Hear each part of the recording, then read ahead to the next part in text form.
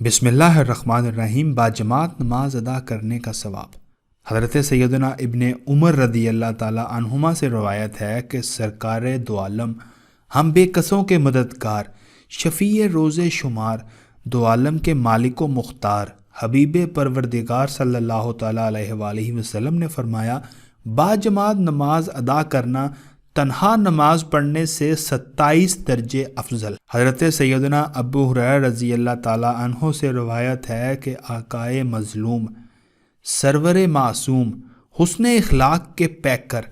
نبیوں کے تاجور، محبوب رب اکبر صلی اللہ علیہ وآلہ وسلم نے فرمایا،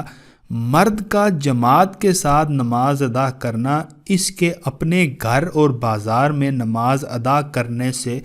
25 درجے افضل ہے۔ اور اس کی وجہ یہ ہے کہ جب وہ اچھے طریقے سے وضو کرتا ہے، پھر مسجد کی طرف نکلتا ہے اور اس کی نیت صرف نماز کی ہوتی ہے، تو اس کے ہر قدم پر اللہ تعالیٰ اس کا ایک درجہ بلند فرماتا ہے اور اس کی ایک خطا کو معاف فرما دیتا ہے۔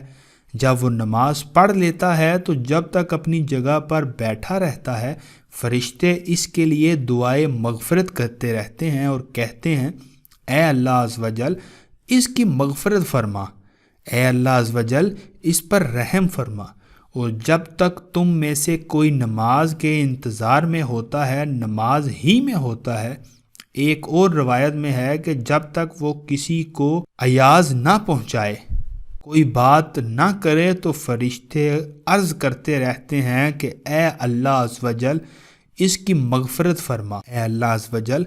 اس کی توبہ قبول فرما۔ وضاحت: اس حدیث سے ظاہر ہوتا ہے کہ اگر بندہ فقط نماز کے ارادے سے اپنے گھر سے نکلے تو اسے یہ عظیم ثواب حاصل ہوگا۔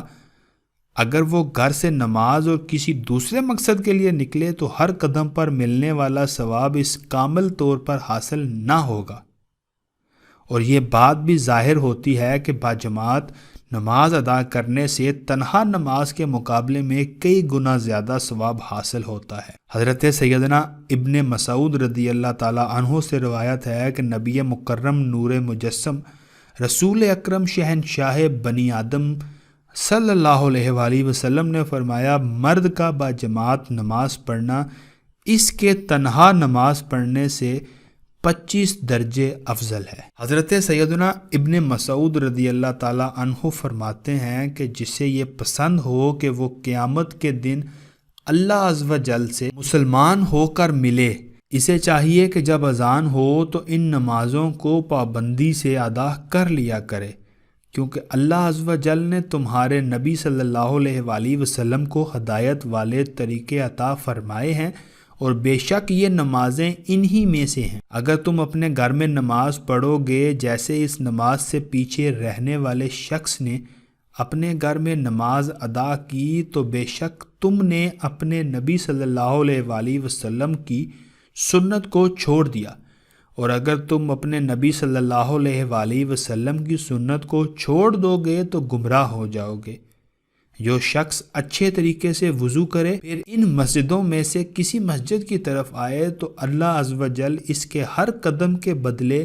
ایک نیکی لکھے گا اور اس کا ایک درجہ بلند فرمائے گا اور اس کا ایک گناہ معاف فرما دے گا۔ ہم دیکھا کرتے تھے کہ کھلا منافق ہی جماعت سے پیچھے رہتا ہے، اور جب کہ کسی آدمی کو تو 2 افراد سہارا دے کر لاتے اور صف میں کھڑا کر دیتے۔ ایک روایت میں ہے کہ رسول اللہ صلی اللہ تعالی علیہ وآلہ وسلم نے ہمیں جو ہدایت والے طریقے سکھائے، ان میں سے ایک یہ بھی ہے کہ جس مسجد میں اذان ہوتی ہے اس میں نماز پڑھنا بھی سنت موقدہ ہے۔ امیر المومنین حضرت سیدنا عثمان رضی اللہ تعالی عنہ فرماتے ہیں کہ میں نے شہنشاہ مدینہ قرار قلب و سینہ، باعث نزول سکینہ، فیض گنجینہ صلی اللہ علیہ وآلہ وسلم کو فرماتے ہوئے سنا کہ جس نے کامل وضو کیا اور کسی فرض نماز کی ادائیگی کے لیے چلا اور نماز با جماعت ادا کی تو اس کے گناہ معاف کر دیے جائیں گے۔ امیر المومنین حضرت سیدنا عمر رضی اللہ تعالی عنہ فرماتے ہیں کہ میں نے نور کے پیکر، تمام نبیوں کے سرور، 2 جہاں کے تاجور، سلطان بحر و بر صلی اللہ علیہ وآلہ وسلم کو فرماتے ہوئے سنا کہ اللہ عز و جل باجماعت نماز پڑھنے والوں سے خوش ہوتا ہے۔ حضرت سیدنا انس رضی اللہ تعالیٰ عنہ سے روایت ہے کہ خاتم المرسلین رحمت للعالمین محبوب رب العالمین جناب صادق و امین صلی اللہ علیہ وآلہ وسلم نے فرمایا، جو اللہ عز و جل کی رضا کے لیے 40 دن باجماعت تکبیر اولا کے ساتھ نماز پڑھے گا، اس کے لیے 2 آزادیاں لکھ دی جائیں گی، ایک جہنم سے، دوسری نفاق سے۔